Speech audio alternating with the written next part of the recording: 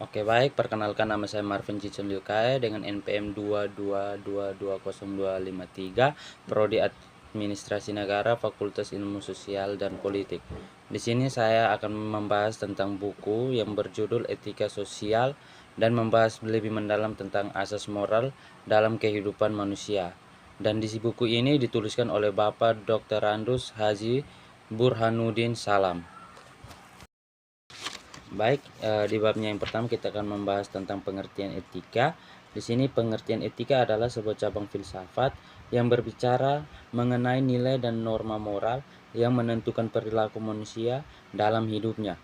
Sebagai cabang filsafat, etika sangat menekankan pendekatan yang kritis dalam melihat dan menggumuli nilai dan norma moral tersebut serta permasalahan-permasalahan yang timbul dalam kaitan dengan nilai dan norma moral itu.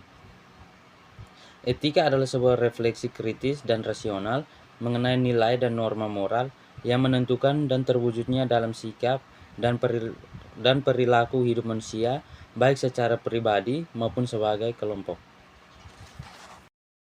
Oke baik, di sini kita akan membahas babnya yang kedua, yaitu tentang hak dan kewajiban manusia. Yang pertama, hak asasi manusia. Di sini yang tertulis, kesepakatan ini meyakinkan adanya kebutuhan kerjasama internasional yang kuat untuk mencegah tumbuhnya bentuk-bentuk kejahatan yang melanggar HAM. Disadari bahwa apabila kerjasama internasional sudah kuat, maka personel polisi pun harus diberikan latihan dan pendidikan yang pas tentang HAM. Kesepakatan yang dituangkan dalam salah satu resolusi sidang Interpol disetujui oleh delegasi Indonesia. Menurut Deputi Bidang Operasi, sebenarnya di semua lembaga pendidikan polisi di Indonesia sudah diajarkan masalah HAM. Sebab menjalankan KUHP secara benar berarti HAM dilindungi.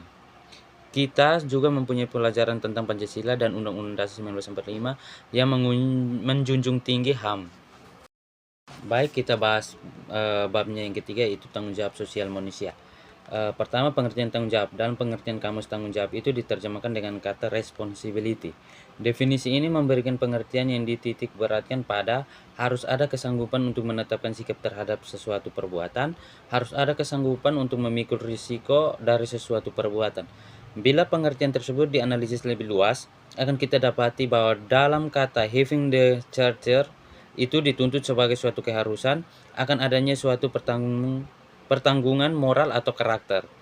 Karakter di sini merupakan suatu nilai dari perbuatan. Konsekuensi selanjutnya berarti bahwa terhadap sesuatu perbuatan hanya terdapat dua alternatif penilaian, yaitu tahu bertanggung jawab atau tidak tahu bertanggung jawab. Dan babnya yang keempat yaitu membahas tentang etika dalam strata kehidupan sosial. Dalam sejarah kehidupan manusia di dunia ada tiga paham di mana strata sosial manusia dapat dianalisis secara transparan, yaitu pertama, Islamisme, yang kedua, kapitalisme, yang ketiga, Marxisme atau Leninisme. Sesuatu ketika kaum Marxisme atau Leninisme menemukan bahwa paham mereka sama saja dengan paham Islamisme yang bertujuan mensejahterakan rakyatnya. Kedengarannya sangat simpatik. Bagi mereka yang kurang awas dan tidak pernah mempelajari taktik dan strategi perjuangan ala komunis, mudah saja tertarik. Jangan lupa, ini yang sama hanyalah tujuan bukan asas atau dasar perjuangannya. Asas dan dasar komunisme adalah ateis atau materialis. Sedang Islam jelas ajarannya berasas ketuhanan yang Maha Esa. Terang anti komunis yang ateis dan materialis itu.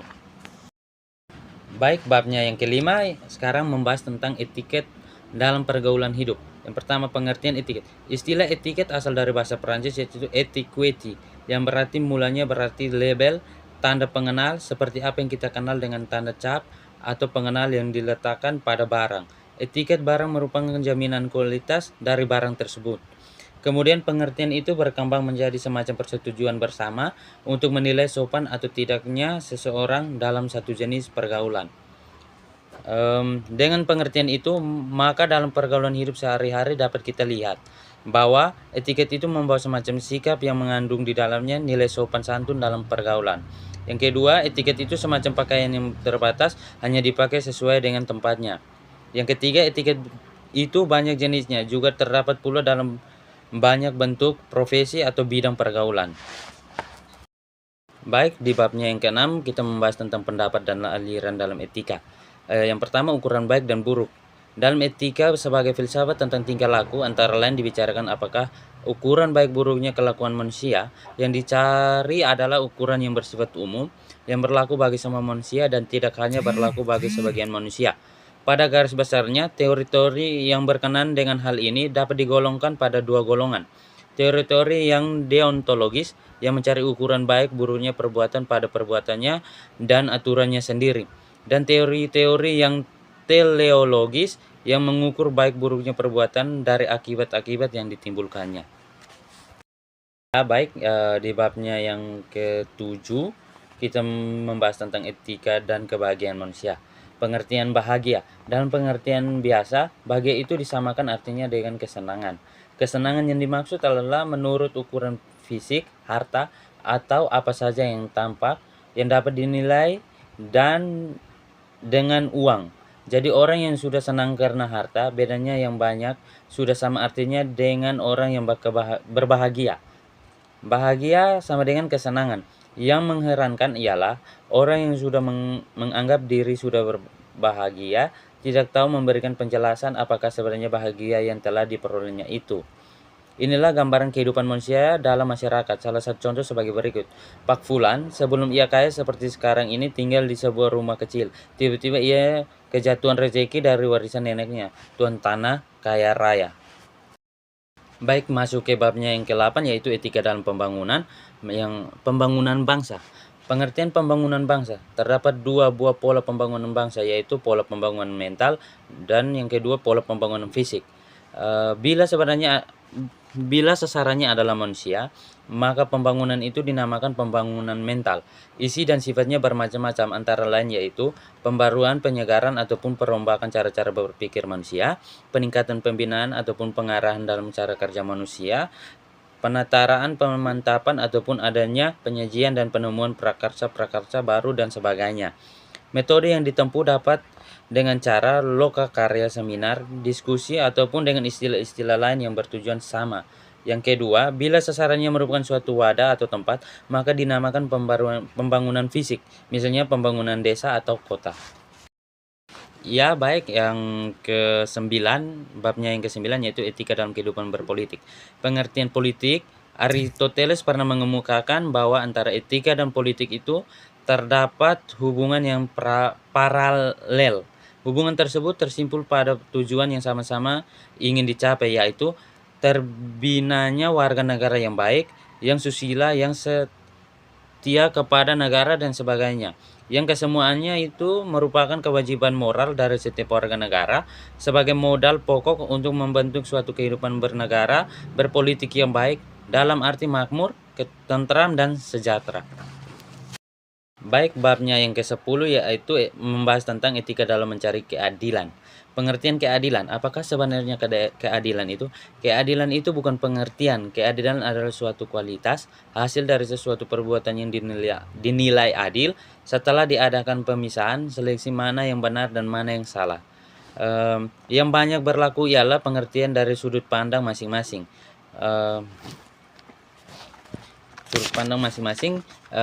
Pada zaman Romawi dan Yunani kuno, bahkan hampir di seluruh dunia, pemberian hak bagi manusia itu tidak sama. Rasa keadilan berbeda, pendeta, kesatria, kaum pekerja haknya berbeda. Walau ketiganya dianggap sebagai warga negara yang sama, tetapi tawanan-tawanan perang dikategorikan sama dengan benda. Jadi tidak dihitung sebagai manusia, dan sistem masyarakat menurut ajaran Plato ini juga dinilai sebagai suatu keadilan masa itu. Oke, baik, kita masuk ke babnya yang ke-11, yaitu perbandingan antara hukum dengan etika. Pengertian hukum adalah suatu peraturan yang dibuat oleh pemerintah atau oleh sesuatu badan yang digunakan sebagai suatu alat untuk mengatur kehidupan warganya.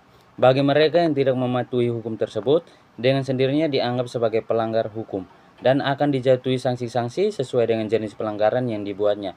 Terdapat dua jenis hukum dalam masyarakat itu. Yang pertama, hukum tidak tertulis atau konvensi. Yang kedua, hukum tertulis. Makin maju atau modern masyarakat itu makin kompleks hukumnya. Pada masyarakat primitif atau masyarakat yang masih rendah peradabannya, aturan-aturan hukum itu biasanya tidak tertulis. Hukum ada Hukum ada pada kekuasaan kepala-kepala suku yang mereka laksanakan berdasar kebiasaan-kebiasaan turun-temurun atau atas persepakatan sejumlah pimpinan-pimpinan kelompok yang dipanggil oleh ketua atau kepala suku yang bersangkutan. Baik, kita masuk ke babnya yang ke-12, yaitu etika profesi. Pengertian profesi. Kita tidak hanya mengenal istilah profesi untuk bidang-bidang pekerjaan seperti kedokteran, guru, militer, pengacara, dan semacamnya, tetapi meluas sampai ke mencakup pula bidang seperti manajer, wartawan, pelukis, penyanyi, artis, sekretaris, dan sebagainya. Sejalan dengan itu, menurut De Gorge, timbul kebingungan sebagai pengertian profesi itu sendiri, sehubungan dengan istilah profesi dan profesional. Kebingungan ini timbul karena banyak orang yang profesional tidak tahu atau belum tentu termasuk dalam pengertian profesi. Bahwa profesi adalah pekerjaan yang dilakukan sebagai kegiatan pokok untuk menghasilkan nafkah hidup dan yang mengandalkan suatu keahlian. Dengan demikian, seorang profesional yang mempunyai profesi dalam pengertian tersebut adalah orang yang melakukan suatu pekerjaan purna waktu dan hidup dari pekerjaan itu dengan mengandalkan keahlian yang tinggi. Baik, kita masuk ke babnya yang ke-13, yaitu etika profesi pekerjaan sosial. Salah satu atribut dari suatu profesi yang telah diakui atau disahkan adalah dimilikinya kode etik yang terdiri dari sekumpulan prinsip-prinsip yang memberikan batasan-batasan mengenai ekspektasi-ekspektasi terhadap para anggotanya. Kode etik merupakan ikhtisar mengenai nilai-nilai profesi yang menegaskan dan memerinci aturan-aturan mengenai perilaku terhadap mana para anggotanya harus memihak dan melibatkan diri agar mereka tetap dapat dianggap sebagai berdiri di jalan dan berpenampilan baik di dalam organisasi profesinya.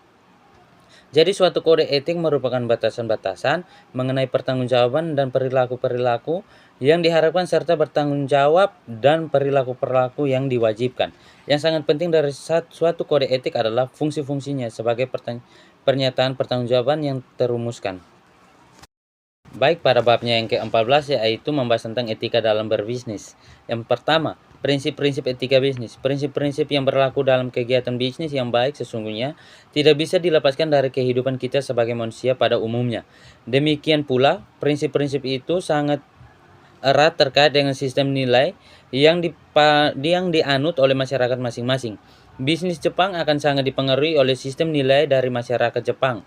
Eropa dan Amerika Utara akan sangat dipengaruhi oleh sistem nilai dari masyarakat tersebut. Demikian pula, prinsip-prinsip etika bisnis yang berlaku di Indonesia sangat erat terkait dengan sistem nilai masyarakat kita. Sebagai etika khusus atau etika terapan, prinsip-prinsip dalam etika bisnis sesungguhnya adalah penerapan dari prinsip etika pada umumnya. Beberapa prinsip etika bisnis tersebut ialah otonomi. Ya, baik, kita masuk ke babnya yang ke-15, babnya yang terakhir. Di sini membahas tentang perbandingan etika dengan agama. Pengertian agama. Dari segi etimologi dinyatakan bahwa istilah agama itu berasal dari bahasa Sanskerta, yaitu dari kata a sama dengan yang berarti tidak dan gamae yang berarti kacau. Tidak teratur, tidak tetap. Jadi secara harfiah, agama itu dapat diartikan sesuatu yang tidak kacau, jadi teratur, atau tidak tak tetap, jadi tetap atau kekal.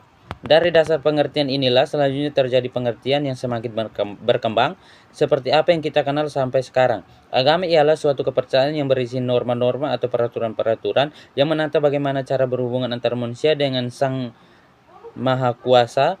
Norma atau peraturan-peraturan mana dianggap kekal sifatnya.